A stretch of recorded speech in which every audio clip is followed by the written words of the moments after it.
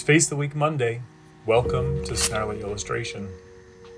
Today we'll practice how to draw heads with a sketch of actor Gregory Peck as Atticus Finch from the 1962 adaptation of To Kill a Mockingbird. I love this character.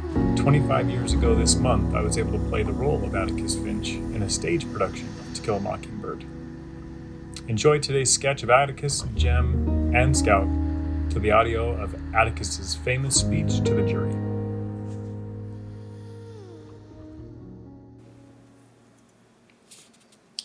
To begin with, this case should never have come to trial. The state has not produced one iota of medical evidence that the crime Tom Robinson is charged with ever took place. It has relied instead upon the testimony of two witnesses, whose evidence has not only been called into serious question on cross-examination, but has been flatly contradicted by the defendant. Now, there is circumstantial evidence to indicate that Mayella Ewell was beaten savagely by someone who led almost exclusively with his left. And Tom Robinson now sits before you, having taken the oath, with the only good hand he possesses, his right. I have nothing but pity in my heart for the chief witness for the state. She is a victim of cruel poverty and ignorance, but my pity does not extend so far as to her putting a man's life at stake, which she has done in an effort to get rid of her own guilt.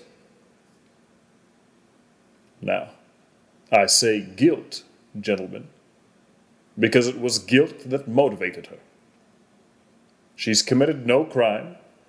She has merely broken a rigid and time-honored code of our society, a code so severe that whoever breaks it is hounded from our midst as unfit to live with. She must destroy the evidence of her offense. But what was the evidence of her offense? Tom Robinson, a human being. She must put Tom Robinson away from her. Tom Robinson was to her a daily reminder of what she did. Now, what did she do? She tempted a Negro. She did something that in our society is unspeakable. She kissed a black man, not an old uncle, but a strong, young Negro man. No code mattered to her before she broke it, but it came crashing down on her afterwards.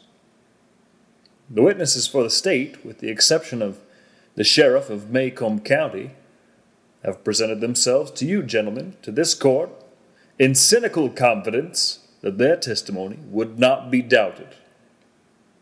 Confident that you, gentlemen, would go along with them on the assumption, the evil assumption, that all Negroes lie, all Negroes are basically immoral beings, all Negroes are not to be trusted around our women. An assumption that one associates with minds of their caliber, and which is, in itself, gentlemen, a lie, which I do not need to point out to you.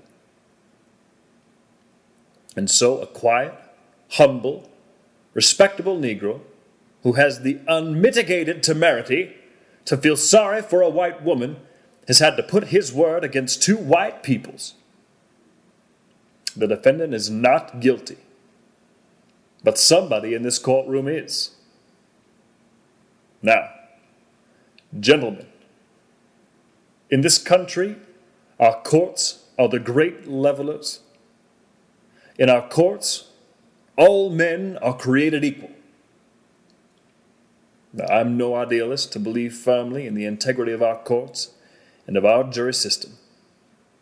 That's no ideal to me. That is a living, working reality. Now, I'm confident that you gentlemen will review without passion the evidence that you have heard, come to a decision, and restore this man to his family. In the name of God, do your duty. In the name of God, believe Tom Robinson.